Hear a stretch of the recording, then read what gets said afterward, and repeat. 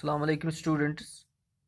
Lastly, we have read about the voltage and current in case of the pure resistive circuit where there was only resistance, in case of the pure inductive circuit where there was only inductor conducting.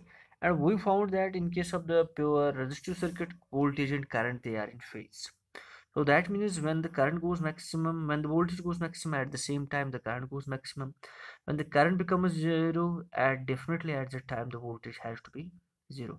But in case of the pure inductive circuit, we found that it is the current which lags behind the voltage, or you can say it is the voltage which leads the current by an angle of pi by 2, by a phase of pi by 2. Now we have to study about the alternating voltage applied to a capacitor. Here, pure capacitive circuit. Let V equals to V naught. Let V equals to V naught sine of omega t. This is the applied voltage to a capacitor, or we are having a circuit which is a pure capacitive circuit. And because of this voltage, let we say let Q be charged at any instant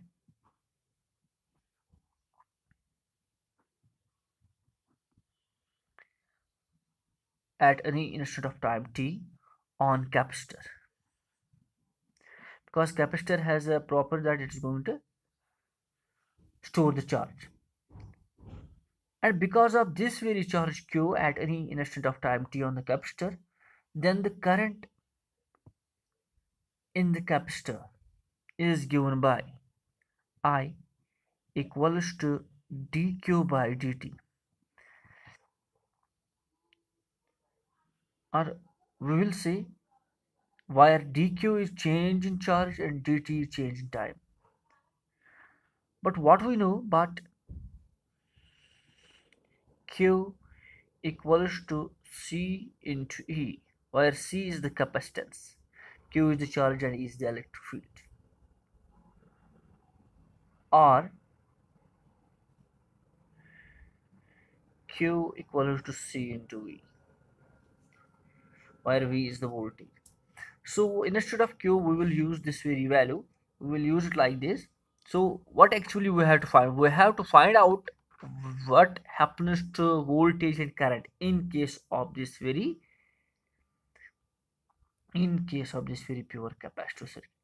Now here we will use I equals to d by dt of, because rate of change of charge, that's called as current, it is q. Instead of q we will place it c into v,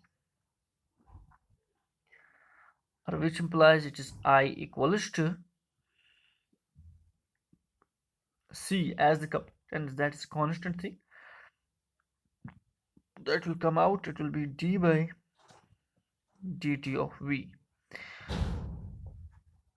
or I equals to c of, instead of v we are having d by dt of v naught sine omega t.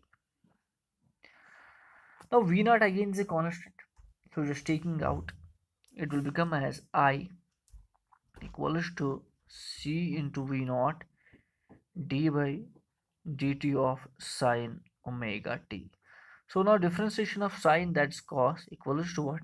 C v naught cos of omega t into, it will be the omega.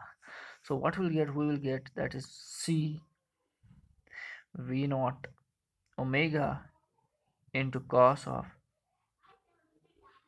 omega t, or we'll place it like this, I equals to, it is I naught equals to, we can place like this, v naught over 1 over c omega into cos of omega t. Now we can place like this, v naught over 1 over c omega into cos of omega t, we can place sine of omega t 90 plus theta, because sine of 90 plus here, that is the cos theta. Or we can write it down, I equals to I naught sine of pi by 2 plus omega t, where I naught equals to V naught over 1 over C omega. Now on comparing this very equation with the first one, what we find? We found that here now the current leads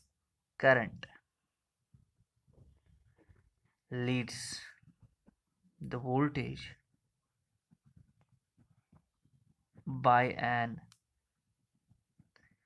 angle of pi by 2. So in case of pure capacitive circuit, it is the current which leads the current. It is a voltage, it is the current which leads the voltage. If this will be the voltage by phasor diagram, then this will be the current. I equals to I naught sine of pi by 2 plus omega t, and this will be v naught sine of omega t.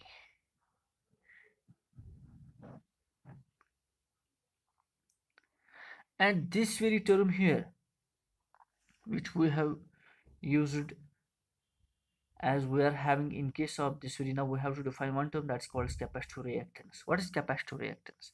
Capacitive reactance is the effective opposition offered by capacitor to the flow of charge. Opposition offered to the flow of charge, that's called as the capacitive reactance, and that is written as xc, that equals to 1 over omega c. This is called as the capacitive reactance. So this is all for today. In today's lecture, what we found that it is the current which leads the voltage by an angle of pi by 2 in case of a pure capacitor circuit. So this is all for today. Tomorrow will be with another lecture. Till then, Allah Hafiz.